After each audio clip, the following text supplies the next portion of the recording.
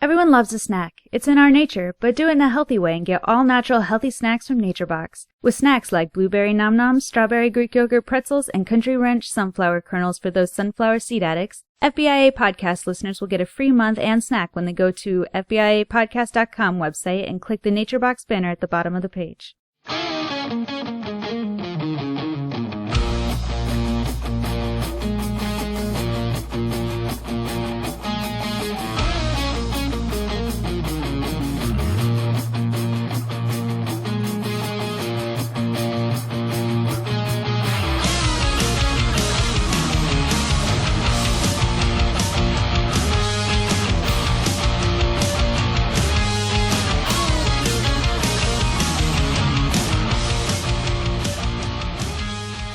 Hello, everybody, and welcome to Football is America with Ron and Kyle. I'm Ron. I'm Kyle, and today we are joined by Jack Finn, who is a staff writer for BehindTheSteelCurtain.com, which is the Steelers team blog page, part of the SB Nation community. Jack is here with us today to discuss the Steelers and their season and this upcoming 2015 season. Thank you for joining us, Jack. Yeah, thanks. It's great to be here. Thanks a lot. Looking forward to it. All right, now, as I'm sure for a lot of your fans on the page are hearing your voice for the first time. I would certainly hope.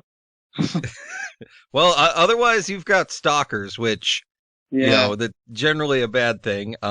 So you are living in Scotland. How did you come to be a fan of football then?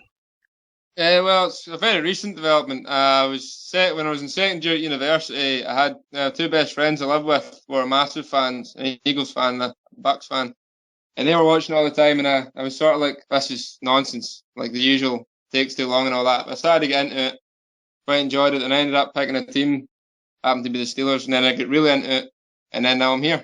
Just love the game. So you got into it very quickly then. I mean, once you... getting that exposure, like, yeah, I can do this all day. I can do it, 24, very much. Right, and as you said, you've been just following this fairly recently. So what drove you to actually become a professional? I mean, going from fan to writer, I mean, that's usually a big jump. Most of the people we talk to, it takes, decades of being a fan before they'd even consider it. And you're saying you just kind of jumped right in. So how did that work out for you? Well, if only I was a professional. I don't get paid, sadly, so amateur. But we read your bio, and from the SB Nation page, we really liked that you say nobody seems to want to pay me for it. So no, I've struggled thus far to get some payment, but no. Well, I'm a politics student at university, so I write a lot anyway. I've always read a lot, and I found the Behind the Steel Curtain in early January 2013, really enjoyed it. And they've got a fan post section, just this sounds as a fan, just fans writing. Wrote a few things there, quite a few things. And the managing editor at the time, Neil, just decided to, I didn't even speak to him, he just decided to let me post, become a staff writer and without any communication. So I just started doing that and it sort of snowballed from that. All right. You just were there often enough and know what you're talking about. That's them enough just to get it, yeah, really. That's just how it happened, organically. All right, fantastic. And being a somewhat recent fan, do you have a particularly strong memory? I'm going to say of football in general, or of the Steelers themselves, something that just you think is going to stick with you for your lifetime of being an NFL fan? The absolute stinging bitter misery of Antonio Brown stepping out of bounds against the Dolphins with 2 seconds to go. That's the highlight of my fanship so far last year against the Dolphins. Just bitter, miserable memory of that. I can still feel the hurt and the pain of it. You sound more like a Bears fan, right, Ron? Thank you, Kyle. Since my fanship, we got to the playoffs and get bounced by our bitter rivals straight away, so I've not exactly had anything to jump and scream about. Which does segue me into my next question brilliantly. Who do you hate more, the Ravens or the English? You're a politics student, so I know that's a tough one. I don't hate the English. I just wish they weren't part of my country. That is a politics student answer deluxe. Slam dunked. Yeah, the Ravens, 100% the Ravens. And it's only getting worse, to be honest with you. That is a beautiful fan answer, and I love every part of it. We've got to get into the kind of the review portion. Your team had a lot of up and downs this last year. We saw them have struggle beating the bad teams, but always do well against the good teams. Big Ben struggled with an aging team kind of around him outside of his offensive line, but has finally got the help he needs at running back in a big way, just to have it kind of come crashing down with Le'Veon Bell's injury effectively ending the season there. Can you look back on the season and tell us what you thought of the season? Was it a success, and why? A real classic cliche. It was a roller coaster ride, but it had a lot of ups and downs, from losing to the Bucks and then thumping the Colts and so on and so forth. But I think it was certainly a successful season when you win the division and get the playoffs, especially after not being there for 2 years. So that can only ever qualify that as success. But ultimately, it was a failure because you had a home field game against your rivals and you lost quite embarrassingly, really. So in the whole, I'm willing to say it was a success because we started moving forward, winning again as opposed to losing seasons or 8-8. So we're forward momentum instead of backwards momentum. So I'll say it was a success. Well, and definitely finding a fantastic amount of production out of Le'Veon Bell. I think you have to declare him the best back of the entire NFL last year. So at the very least, his emergence has got to be having you excited for this upcoming season, because that guy is, if anything, too good. They need to put, governors on him so he can't move so fast or something. He was just amazing all year. It's not even, I wouldn't even say it's weapons in the NFL. He's got to be in the conversation because, certainly not the best runner. That's probably still Adrian Peterson, even though he didn't play, or maybe DeMarco Murray. But in terms of the whole thing, obviously we all know he's a great pass catcher, but put them two together. So it's top 5 runner. He's the number 1 pass catching back in the NFL without a doubt. There's not really anyone that's going to do anything like him. And he is suspended for 2 games next season, so that's not, he's suspended for 2 games, so that's not going to be great. And we're going to miss him a lot for that. But it's hard to say he's the cornerstone. He's obviously Big Ben, just makes the whole thing go. And Antonio Brown is the best wide receiver in the NFL, certainly last season. So, he's got a lot of competition to be the man in the Steelers offense, but he's going to do a lot. And he's certainly going to be, if we win, he's going to be probably the biggest reason, I would say, outside of Big Ben. Well, having too many weapons on offense is definitely a problem that is worth having. I think the Browns, at the very least, are envying you on that. Oh, the Browns envy us in so many things, not just weapons and offense. I just had to give you that opportunity, and I'm glad that you took it. No, the absolute best description of football is the factory of sadness. It just keeps on giving, never stops. I am glad that we agree on this point. Also, in terms of the whole factory of sadness, being a Colts fan, I will say that for me, the low point of my season was, and that was you are right to laugh. Oh, that was fantastic. And that's part of the confusion of the season is the Colts made it to the AFC Championship, and yet they just were absolutely dismantled by the Steelers. And my highlight of that game was one of the defensive linemen on the Colts finally broke through and dove at Ben Roethlisberger, only to end up at his feet. Ben looks down, looks up, throws a pass.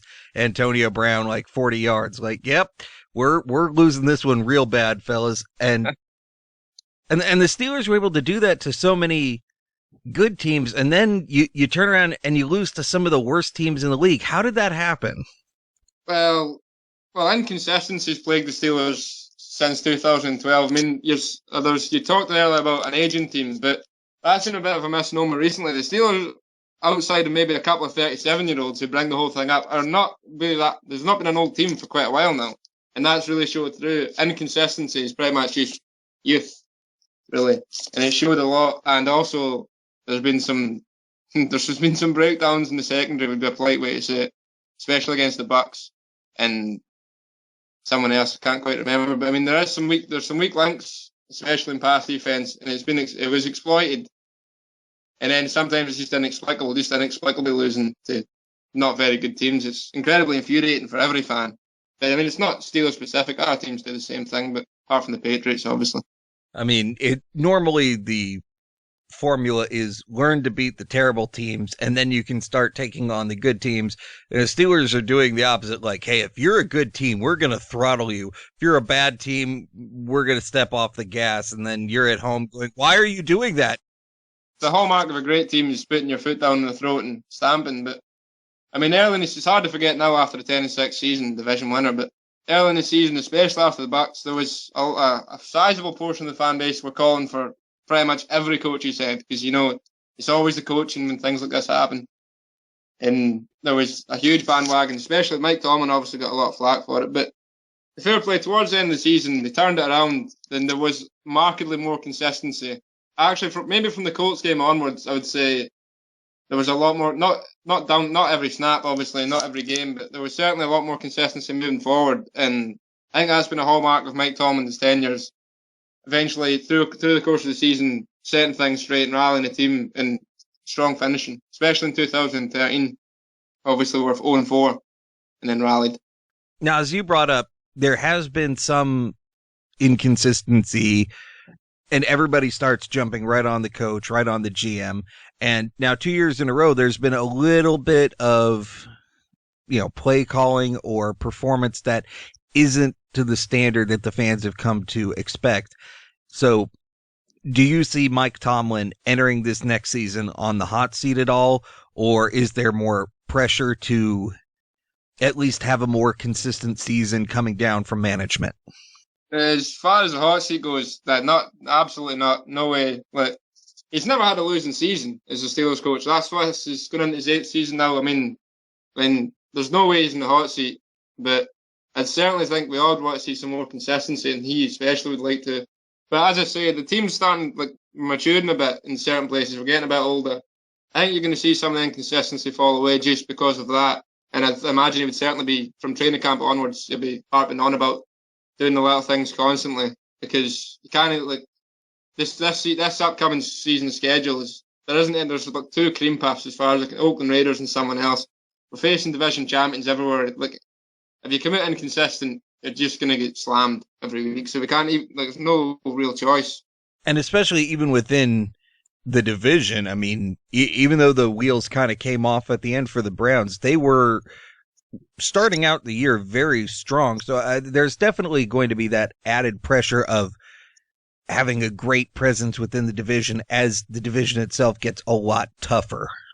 Yeah, there's a competing mindset where you want to be in the AFC East and you're guaranteed maybe 4 wins just automatically, or the old iron sharpens iron dash where you want a strong division, so you're testing yourself. And I'd happily take with 5 wins easily. But yeah, the Browns hammered us. I think it was week 6, embarrassed us. And then they nearly came back and embarrassed us in week 1 as well.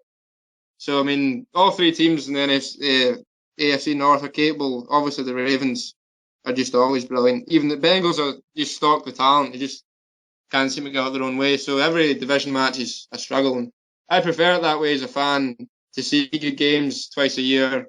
And I'm happy to be in the AFC North and maybe the AFC East in that regard. I'd have to disagree with you only on one point, is that I'm an NFC North fan, and I'm a big-time Bears fan, and if I had the option, I would destroy the Packers 56-0 every single week. I'd like that. I mean, them not being good for an extended period of time would make me happy. Well, no doubt. I'd love to see the Ravens.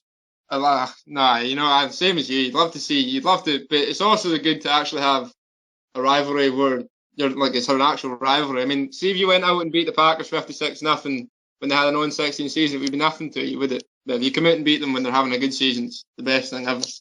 So let's get to a few of the personnel moves that happened. I just want to talk a little bit about your high points on personnel, maybe some signings.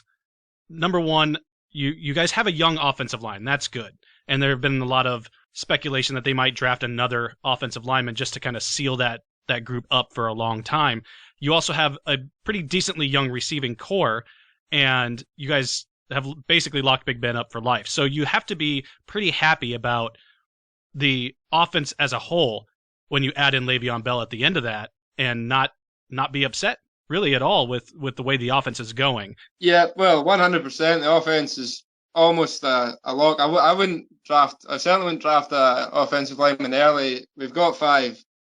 we've got 3 really good ones. Ramon Foster's he's a grafter. He's an everyman. He's not brilliant, but he gets the job done. And 4th-year tackle Mike Adams, who's had an up and down past. I mean, he's got all the physical tools, so maybe you never know, he could pull it out this year. But I mean, we're pretty much set there. I mean, in our receiving cores, it's very young. Marcus Wheaton's, I don't even think he's 24. Martavis Bryant's about to become 22. Antonio Brown's not even 27 yet.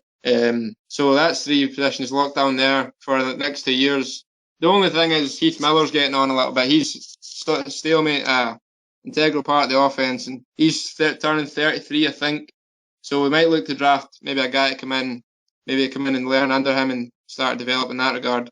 But tight ends tend to be a little bit like whiskey. They get a little bit better with age. So, I mean, you have guys that break out at a young age like Jimmy Graham and stuff, but if you have a guy that can kind of maintain his level of play and kind of avoid injury, tight ends tend to have their best years towards the end of their careers. When you look back on people like, Dallas Clark and Shannon Sharp and all those kind of guys, some of their best years were just basically like their last 5 years. So you have to be pretty happy, at least at this point, to have everything you have on offense. Yeah, absolutely. Well, yeah. But it showed last season the offense was already in a really, really ticking quite well. So I'm expecting to take another step this year and try to delight, which is unusual because you usually think of the Steelers offense and you're just thinking of Big Ben running for his life and so on and so forth.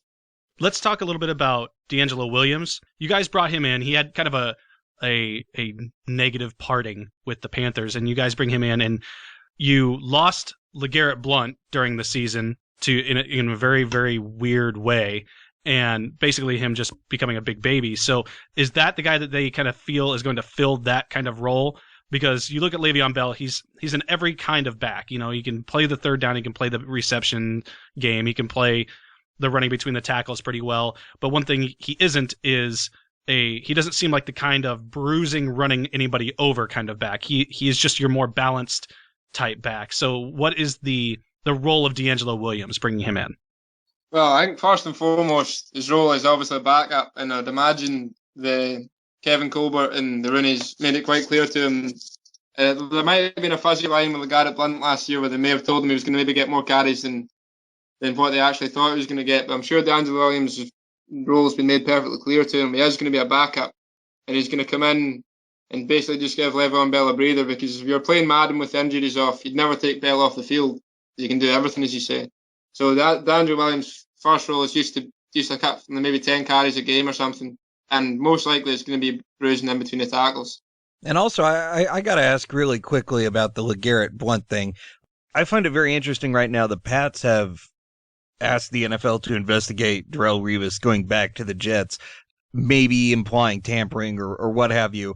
But the way that LeGarrette Blount decided he was done with the Steelers and needed to go back to Bill Belichick and the Empire of Evil or whatever they do over there, that seemed incredibly fishy. So, I mean, are the Steelers just okay with all of that? Was it addition by subtraction?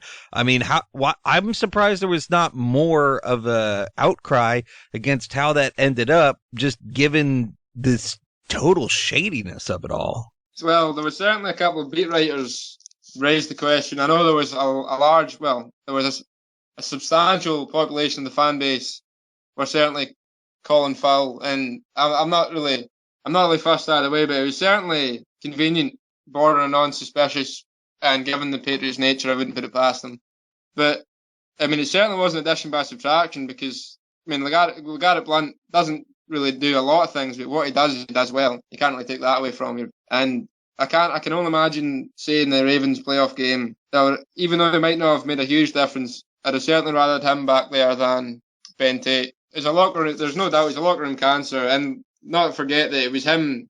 I'm going to blame him largely for Le'Veon Bell's marijuana arrest, because you never hear anything about that prior to it, and then all of a sudden he's riding around with LeGarrette Blount smoking weed. And no, I'm glad to be rid of him. A man who loves marijuana so much he changes his name to Blunt? No, he was born with it, but still funny. Still good. Always funny. Okay, nobody's laughing. Fine, you guys suck. I've heard that. You've no idea if he's on your team. You've no idea how often you'll ever hear something like that. Ring the bell. I'm so sick of hearing about ring the bell. Come up with something new, Steelers fans. All right, so lastly, when we talk personnel, Brett Kiesel. Kyle and I are big Brett Kiesel fans just because he's a monster on the defensive line, but also the beard. We are so impressed with it. So we call him a true Viking, not a Minnesota Viking, but a true historical Viking. And we were kind of surprised by his release. He kind of seemed like he was a really big part of the defensive line game. And can you just expand on that and kind of walk us through and give us what happened there and why he's no longer with the team? Well, he was released prior to the 2014 season. No, his contract ran out. Sorry, that's not true. His contract ran out, and it seemed like he was pretty much done with the team because he was 36. And although his play was still a reasonable level, 36 is 36. But he came back in for depth primarily, ended up playing a sizable amount of snaps, and typical Brett Kiesel played very well. But at this point, he's 37. They tore a pectoral muscle, and that's pretty much the end of it. And I couldn't really see him coming back and having a productive season. So, I mean, just age, just one of them. He's just old. He's just too old to play. We're starting to see that kind of happening across the whole of the defense, where you're getting a lot older, and I mean, particularly at safety, there's concerns now, and you even said it yourself. Normally with the offense, you just imagine, all right, Ben Roethlisberger running around, throwing the ball, making things happen, but the defense is the pride and joy. All of a sudden, the offense is amazing now, and the defense is not bad, but it's not the standard that we're used to seeing come out of the Steelers. So how are they going to be expected to improve this next year with the age and the uncertainty? And I mean, at this point, I don't even know if Troy Polamalu's retired, and I'm sure that all of the Steelers fans want all these questions resolved, but it seems a very difficult series of obstacles as of the here and the now. Well, one thing I'm going to have to correct you about. I don't know if do you mean the Steelers are old in defense? Is that what you're saying, the age thing? Well, they're getting there. Not the entirety is old, but we're seeing units get a little older and maybe losing a step or two. What we're talking about is the classic players. You know, we're talking about Troy Polamalu, James Harrison, Brett Kiesel, all those guys that were a big part of, you know, the Super Bowl runs that the Steelers have more recently had. And, you know, I look back at the safety position, and I just don't see anybody who played the game like Troy Polamalu did. And it's sad to me to see him play in a kind of shell of his old self role. And the same thing goes with a lot of the other defensive players that you had there. I mean, I think back to the defense that they had when they played the Cardinals in the Super Bowl. I mean, that defense was just brutal. And those are the players we're talking about. I mean, some of them have moved on by this point, but when we talk about an aging defense, we're talking about those that are kind of still left over, but the Steelers seem to not be ready to get rid of or fill that position with a new player. Yeah, well, that's always been a problem, I suppose. Take Troy Polamalu. First of all, he's definitely done at the Steelers anyway. And the reason they haven't heard anything about that is because Troy's taking his time to figure out whether he wants to play, and the Steelers are never going to cap him. Too much respect. So it's just a waiting game in that regard. So, yeah, I mean, you say not getting young guys in. Shamarko Thomas, we moved up, traded away a third-round pick in 2013 to get him. He's basically just sat on the bench. I mean, Troy Polamalu was out injured before games this season. They couldn't even get on the team then. So it's more a case of these legends, like these are legends you're speaking about, they're all gone. And it's just the fact of having not really anyone ready to step into that role. And there's a lot of different reasons to take too long to get into it. Because of that, it can be talent development, some pretty high up in the draft orders because we've been winning so much, and some unfortunate luck. But they're just the cupboard. It's not bare, but the cupboard's it's not stocked in defense just now, and it's a continual process. And to try and rebuild it, and seem devoted a lot. So we got a first round pick the first and second round pick in 2014 was a linebacker and a defensive end, and both shown a lot of promise. So we're starting the process of rebuilding it, or reloading rather, I should say. Let's say with as great as the offense is doing, it's a little easier to focus on the defense now. So as you said, the last 2 years, first round draft pick, you're going defense. Do you see them maintaining that a third year in a row? Very decent chance that you're going to get the top safety in the draft falling to you, and Landon Collins out of Alabama. If he is available, would the Steelers be interested? I certainly can't speak for the Steelers. I mean, we need it. I mean, We've got Shamarko Thomas, as say. I would be a lot more interested in a pass rusher or a cornerback at this point. And as far as going first round defense, I certainly myself would probably spend every draft pick in defense this year, but I'd certainly expect 3 of the top 4 rounds to be defense. I'd be very surprised if it wasn't. The reason I brought up, or Kyle brought up, but I typed to him to bring it up, was the Landon Collins pick was he's very similar to a Troy Polamalu style safety. And I was just thinking, who better if they're going to let Troy Polamalu come back for, at least one more season before he retires and go try and make that Super Bowl run, who better to have there to teach him how to play that safety role than Troy Polamalu? Because, there hasn't been anybody better at that position, in my opinion, in the last 10 years. So, and to bring a guy in who's basically just a younger version just seemed like it was just the logical pick at that point. Yeah, I'm happy to hear you say Troy's better than Ed Reed, by the way. Good for you. Well, I don't see Ed Reed still playing for anyone at this point, do you? No, definitely not. All right, well, there we go. Oh, I thought I meant last 10 years. Well, if I have to include last year in those last 10 years, so Troy Polamalu was still on a roster. They were so different in...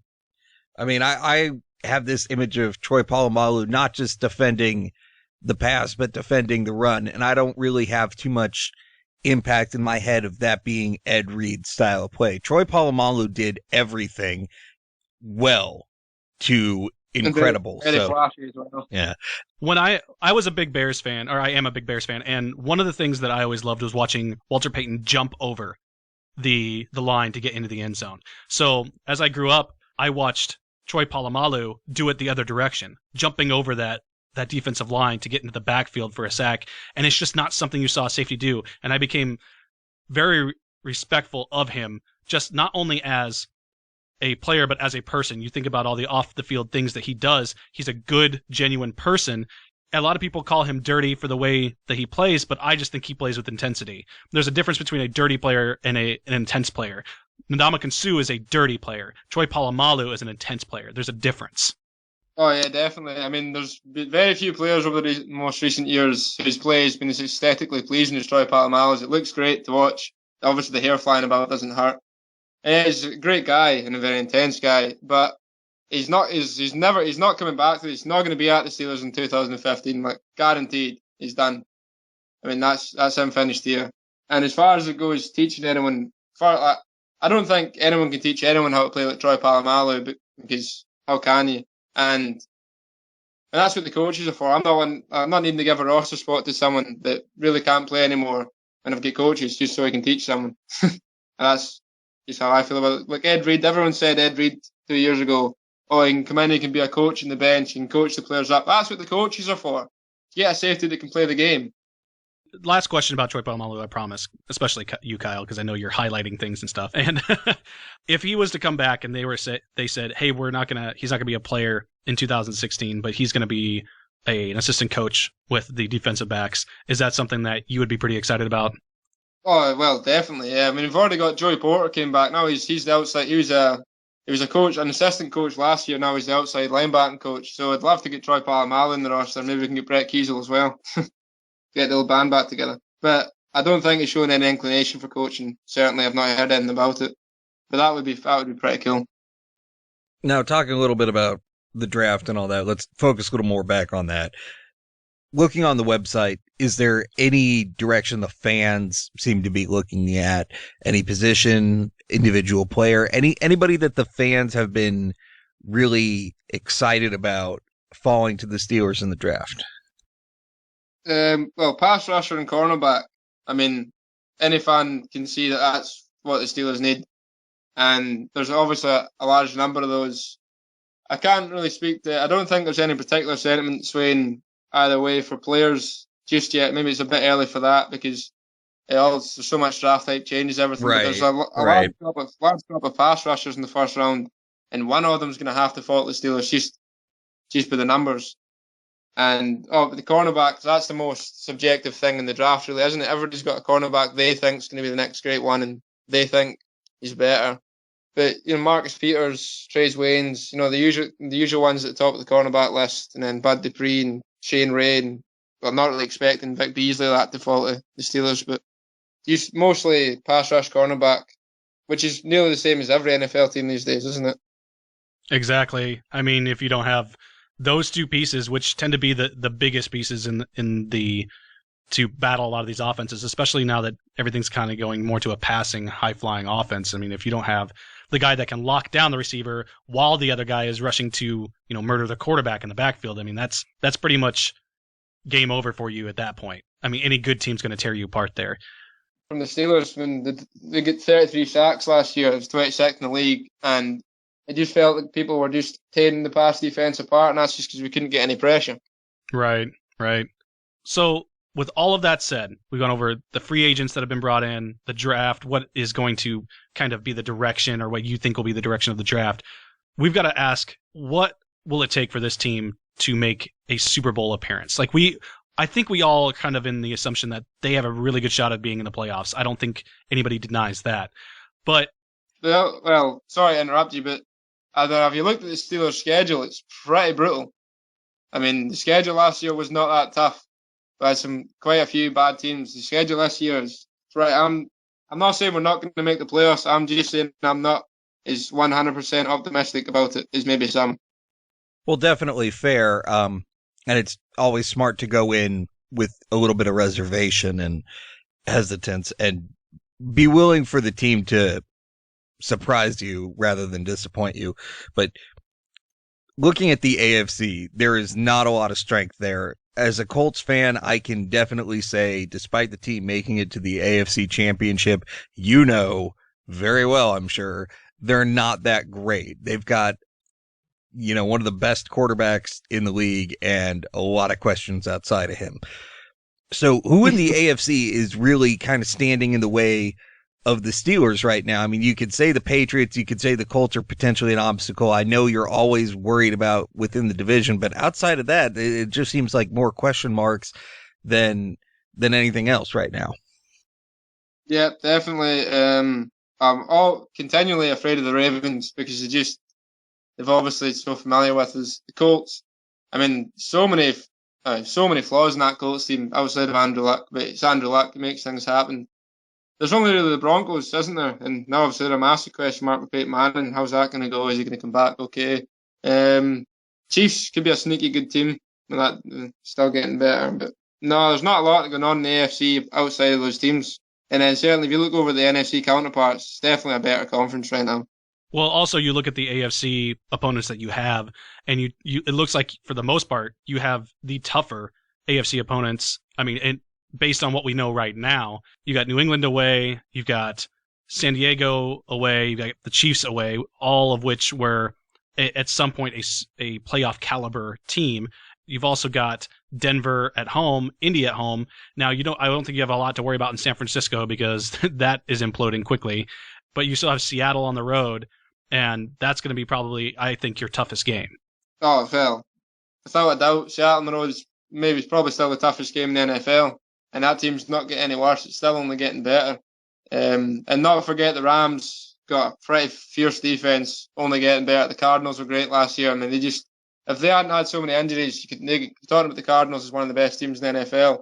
It's just our misfortune that not only did we win the division last year, so we had to play all the good AFC teams, we happened to have the NFC West, sorry.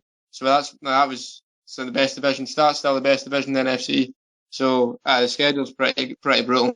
And as you said, now that the Rams have a quarterback who isn't made out of polystyrene, you actually have a bit of concern there when you see the Rams on your schedule. They might actually amount to something. Our own way of looking at Sam Bradford, we said he was the owner and manager of the always injured hotel. Oh, indestructible Sam Bradford. Oh, yeah.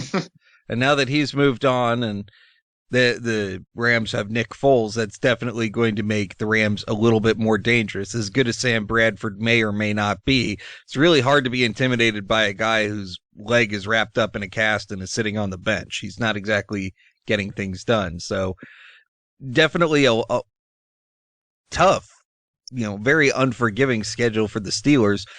Given all that, looking at, I mean, we know it's very early. Free agency is still kind of limping on. We have yet to see the draft.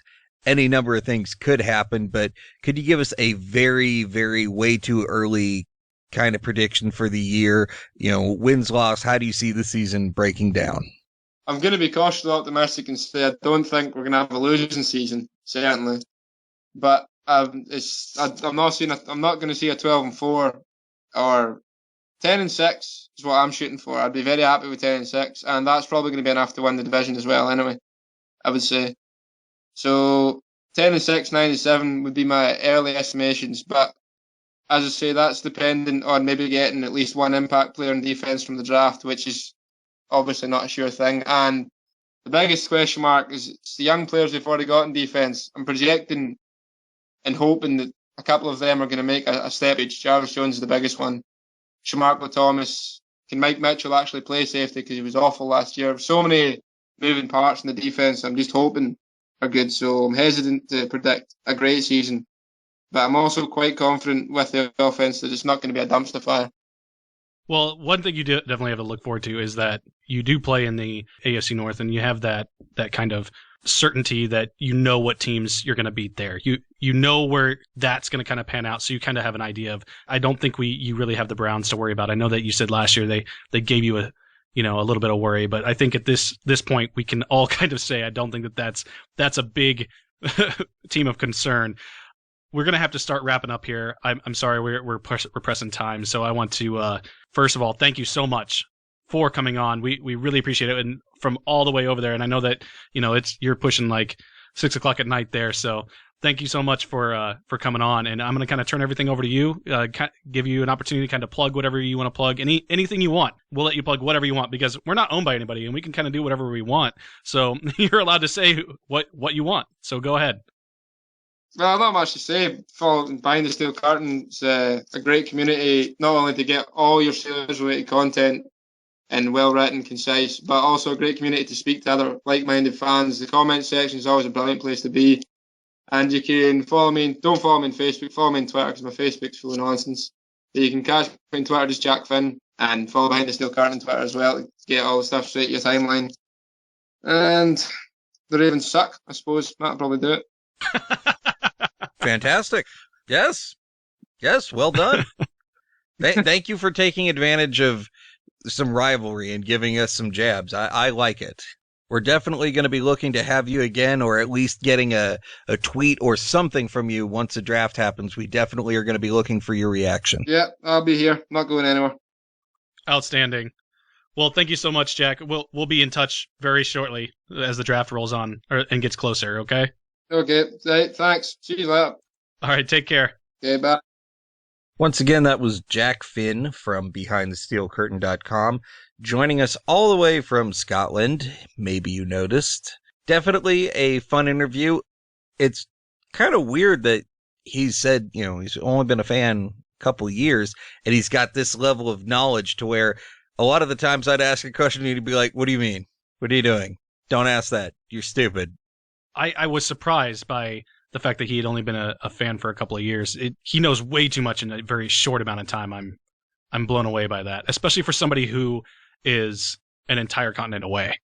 Yeah, and we have both lived in Europe. We know it is difficult, if not impossible, to get your football while living there. I mean, time difference and all that is just, it's massive. And, he's so dedicated. Not only is he watching the games, he's able to write a page about it. That's crazy.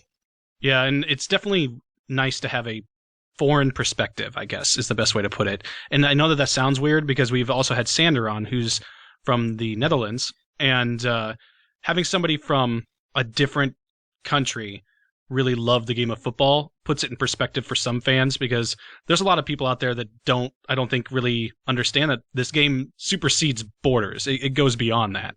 Yeah, you just got to learn the rules, and then you love football, and I understand it's complicated from the outside in, but hey, people who are still listening already know that, so hooray. Hey, Ron, is it just me, or did he really not like that joke about the English? Yeah, I don't think it was that he didn't like it. I think he liked the joke. I think he was just like, politics, gotta play the nice guy, because I probably have English viewership. And Because normally everybody loves me and they don't like you, which is proof that I am blessed by Satan's deceptive powers. So, oh, God. He saw through that. So maybe he is a holy knight of the cross. I will give him that possibility. But either that or he was just like this guy. Colts fan? No, thank you. Maybe actually that's about when he started questioning everything I did in my life. But for those of you joining us from behind the steel curtain, we would invite you to come listen to our podcast in its entirety, footballisamericapodcast.com. That is our website, the Football is America podcast. Come check us out. You'll probably be glad. I'm told we're fun to work out too. Yeah, but that's because people don't have to pay attention. Way to be a bring down on it. So good job. I'm just sitting there like, oh no, we're fun to work out. Maybe you're gonna laugh while you're on the treadmill. Why don't you tell them, hey, yeah, don't listen to us while working out because you're gonna laugh and then you're gonna have a misstep and you're gonna fall flat on your face and you're gonna fracture your orbital bone. Why don't you give them that, Ron? Don't listen to us while you're working out because you could misstep and fall flat on your face and fracture your orbital bone. I'm going to beat you to death. You told me to say it. I said, why don't you? Not you should. Oh, well, I misinterpreted the question then. I'm sorry. Well, yeah, because you weren't listening. Well, no one really listens to you, Kyle. Like, not even your own wife. Well, yeah, she knows better. All right. Well, thank you, everybody from Behind the Steel Curtain who is joining us. You can also get us on Twitter at FBIA Podcast. That's FBIA, not FBI, FBIA Podcast. Apparently, we had some confusion on that. Look, if you were confused by FBI Podcast, like, oh, we're going to maybe chat about taking down terrorists and drug cartels. What? No. I don't even know where to go with that. So you can also email us fbiapodcast@gmail.com or footballisamericapodcast@gmail.com. We're there too. Go on to our website, click our links, use the Amazon search box if you can when you're searching for Amazon because that'll help us out. And we do this all non-profit style right now. We are just trying to do something that makes it so that it supports the show and then supports the fans. But we're not doing it non-profit because we're filthy hippies. We actually love profit a whole bunch, so we're trying to change that. So come check out our stuff so we can be a totally for-profit. I don't want to just be for-profit. I want to be the next Monopoly guy, straight up. Like with top hat and monocle? I want to bring it back. I want to sit there and redefine standards of opulence. You just used a huge word, just so you know. I do that from time to time. For as dumb as I am, I'm pretty smart. Oh, all right. Well, Thank you, public school. That's going to wrap us up. Thank you, everybody, for joining us. We really appreciate it. Can really tell that there were gaps in those honors classes where I was not paying attention, but I was all right. Thank you. Come check us out. Football is America. Appreciate your time. Good night, everyone.